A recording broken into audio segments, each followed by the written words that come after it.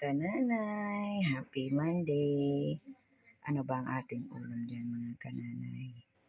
Yan, ako lang po ay magigisa ng ating kalabasa para yung mga bata makakain ng gulay. Yan. So meron ako ditong ito po ay liempo. Pinakuluan ko siya, tapos medyo nag-brown na siya. So malambot na po yan. Kasi pinakulo ko muna yan sa tubig. Yan, pinalambot. Tsaka yan, siyempre may sibuyas, may bawang po tayo. At yan, konting ano lang po ito. Kalahati lang po ito ng kalabasa. So yan po.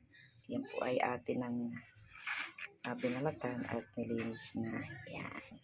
So, simpleng ulam lang po tayo ngayon kasi mahirap na puro baboy, manok. Kakaumay nga eh. Nga malaman ko ano na talagang uulamin sa araw, sa tanghali at gabi, di ba mga kananay? Yan.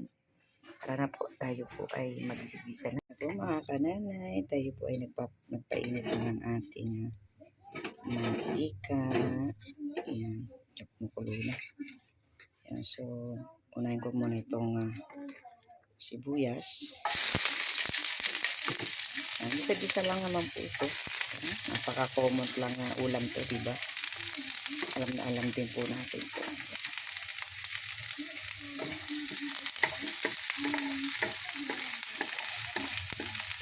Napakabango. Ang bango po ng sibuyas. Inuna ko po yung sibuyas kasi sabi po nila pag yung bawang daw ang nauna, sunog.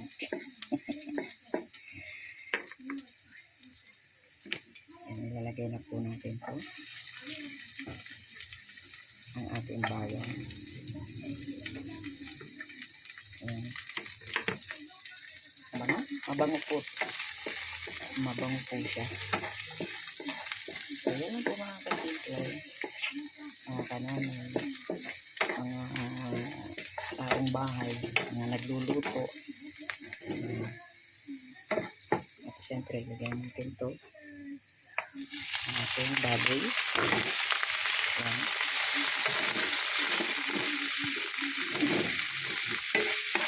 Iwas talsik lang at alam naman po natin to ang baboy nagpapalsik. So hayaan lang po natin siyang mag-isa ng gusto. Siguro mga 3 minutes kasi ito ay malambot naman pero siyempre depende po sa inyo po yan kung paano kayo magluluto ng masarap. Yan, may po na mga kasimple, medyo tostado na po ang ating baboy. So this time ay ilagay natin itong ating kalabasa. Yan, ayan na yan. Diba? Kasi para makakain naman po yung mga bata, mga bigulay. Hindi lang po ko kaya nagluluto po ako ng gulay. Kasi wala silang kundi mga hotdog. Hindi pa man sinasana yung mga ganun. Pinipilit ko nga kakainin ng mga ganito. Buti. Basta wala lang siyang kahalong mga sitaw. Ayaw niya ng ganun. Nakikita niya kasi. So mga kasimple, mamaya-mayang konti ay lagyan natin siya ng tubig. Ayan. So hintay lang po natin siyang maluto. Titimplahan na po natin siya, diba mga kasimple? So yan lang po mga kasimple. Ayan. At hintay lang na po natin siyang maluto. At siyempre tatakpan po natin. Yan. So salamat po mga kasimple. God bless po sa ating lahat. And happy Monday po. At shout out po sa ating mga kapingan, founders, krong-krong, and ating housemate. Yan.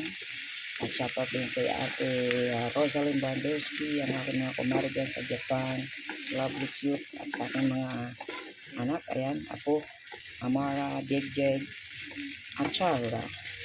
Sa aking mga kumari, yan, Maring Josephine, ang aking balae, shout out. Yan. So, Yan lang po. At hintay lang nga po natin siya malambot. Mami Noli Ramos. Shoutout sa iyo. Ate Yaseling ko kung para tayo. Kabutoy, Jeff. Uy, mga kurong-kurong dyan, mga thunders.